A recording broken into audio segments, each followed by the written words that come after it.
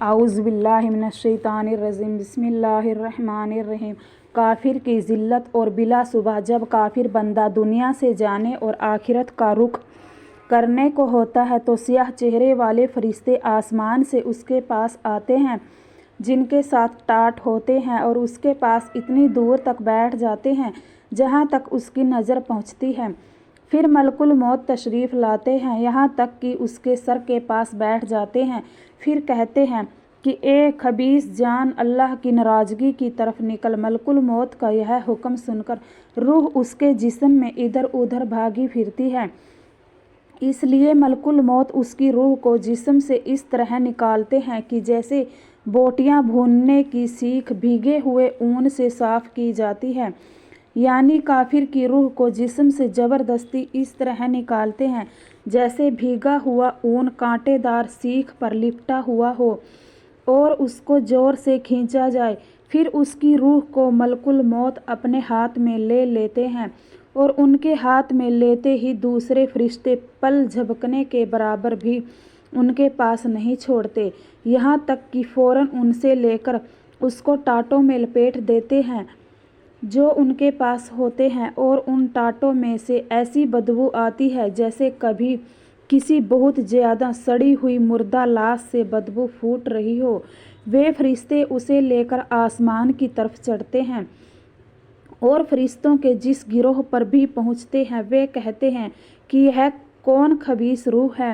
وہ اس کا برے سے برا نام لے کر کہتے ہیں جس سے وہ دنیا میں بلایا جاتا تھا کہ فلاں کا بیٹا فلاں ہے، یہاں تک کہ وہ اسے لے کر پہلے آسمان تک پہنچتے ہیں اور دروازہ کھلوانا چاہتے ہیں مگر اس کے لیے دروازہ نہیں کھولا جاتا، جیسا کہ اللہ تعالیٰ نے فرمایا ہے لا تفتح لهم ابواب السماء ولا يدخلون الجنة حتى يلج الجمل في سم الخياط۔ ان کے لیے آسمان کے دروازے نہ کھولے جائیں گے اور نہ وہ کبھی جنت میں داخل ہوں گے جب تک اونٹ سوئی کے ناکے میں نہ چلا جائے، اور اونٹ سوئی کے ناکے میں نہیں جا سکتا اسی لیے وہ بھی جنت میں نہیں جا سکتے۔ پھر اللہ تعالیٰ فرماتے ہیں کہ اس کو سجین کی کتاب برے اعمال نامے کے دفتر میں لکھ دو جو سب سے نیچی زمین میں ہے، چنانچہ اس کی روح وہاں سے پھینک دی جاتی ہے۔ پھر حضور صلی اللہ علیہ وسلم نے یہ آیت پڑھی وَمَن يُشْرِكْ بِاللَّهِ فَكَأَنَّمَا خَرَّ مِنَ السَّمَاءِ فَتَخْطَفُهُ الطَّيْرُ وَتَهْوِي بِهِ الرِّيحُ فِي مَكَانٍ سَحِيقٍ۔ اور جو آدمی اللہ کے ساتھ شرک کرتا ہے گویا یہ آسمان سے گر پڑا، پھر چڑیوں نے اس کی بوٹیاں نوچ لی یا ہوا نے اس کو بہت دور کی جگہ میں لے جا کر پھینک دیا۔ پھر اس کی روح اس کے جسم میں لوٹا دی جاتی ہے اور اس کے پاس دو فرشتے آتے ہیں اور اس سے بٹھا کر پوچھتے ہیں کہ تیرا رب کون ہے؟ وہ کہتا ہے ہائے ہائے مجھے پتہ نہیں۔ پھر اس سے پوچھتے ہیں کہ تیرا دین کیا ہے؟ وہ کہتا ہے مجھے پتہ نہیں۔ پھر اس سے پوچھتے ہیں کہ یہ آدمی کون ہے جو تمہارے اندر بھیجے گئے؟ وہ کہتا ہے مجھے پتہ نہیں۔ جب یہ سوال و جواب ہو چکتے ہیں تو آسمان سے ایک منادی آواز دیتا ہے کہ اس نے جھوٹ کہا، اس کے نیچے آگ بچھا دو اور اس کے لیے دوزخ کا دروازہ کھول دو۔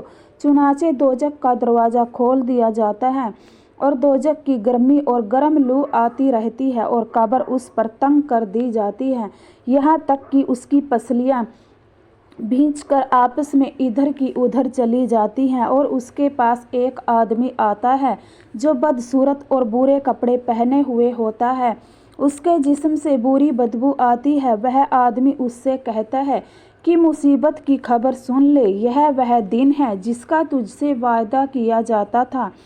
وہ کہتا ہے کہ تو کون ہے؟ سچ میں تیری شکل ایسی ہے کہ تو بری خبر سنائے۔